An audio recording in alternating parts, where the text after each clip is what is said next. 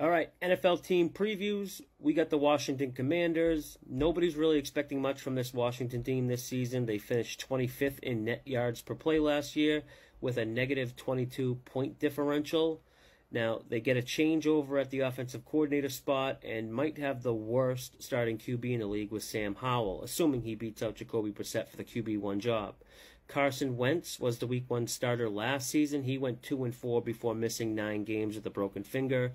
Backup Taylor Heinicke came in, played well, going 5-3-1, I believe. The season ended with a Wentz start on Week 16, and then Sam Howell started that meaningless game against Dallas in the final week of the season.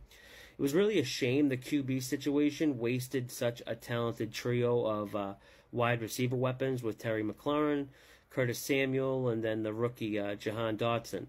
Wentz and Heinicke both ended inside the top 10 in bad throw percentages, but the Commanders' wide receiver group dropped the lowest percentage of targets in the league.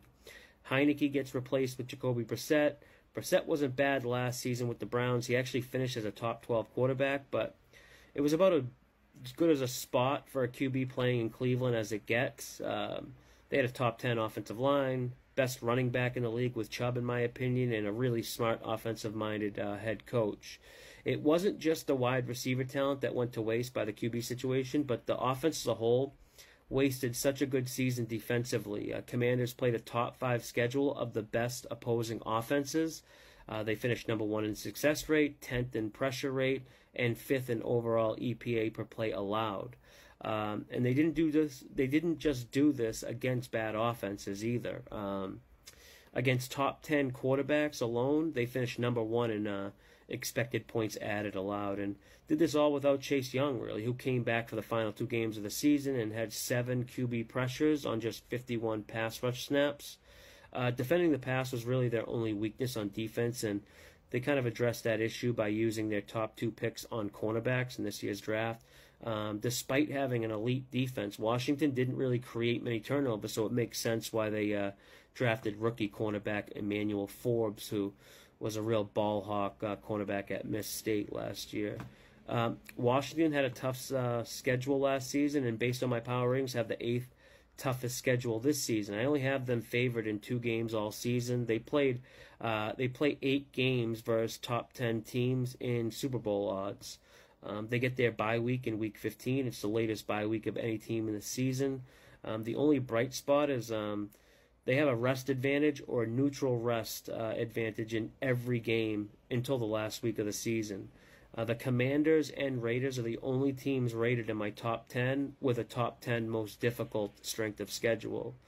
Maybe the most important factor this season is the dynamic between head coach and offensive coordinator and how well this will work. Eric Bieniemy is now the offensive coordinator / assistant head coach. He was the OC at KC for the past few years, which with Mahomes at QB and then Andy Reid calling plays isn't a bad gig, and you probably wonder why he'd leave that situation. And it's pretty obvious. He wants the number 1 spot as a head coach, and this seems like a step in achieving that sooner than later. Ron Rivera has been the head coach in Washington a few seasons, but the organization is under new ownership, and we could see them start to get rid of the old regime and bring in the new. Ron Rivera is the current odds favorite to be the first head coach fired. Bieniemy could likely be the guy to kick off the new regime, but here's the question I have. What happens if Washington starts off hot?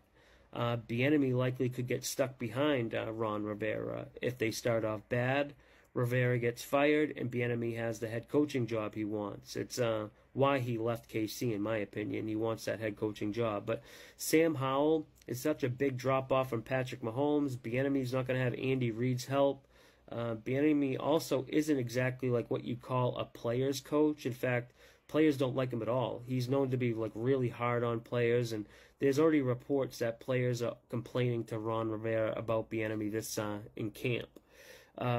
This seems like a team that has a lot to overcome, tough early schedule, new offensive coordinator that wants the head coaching job, inexperienced QB, assuming it's Howell, who probably isn't even a legit NFL starter. Brissett could be, but I'm curious to see how he plays without the protection and support he had last season with Cleveland. I project 6 wins for this Redskins squad this year.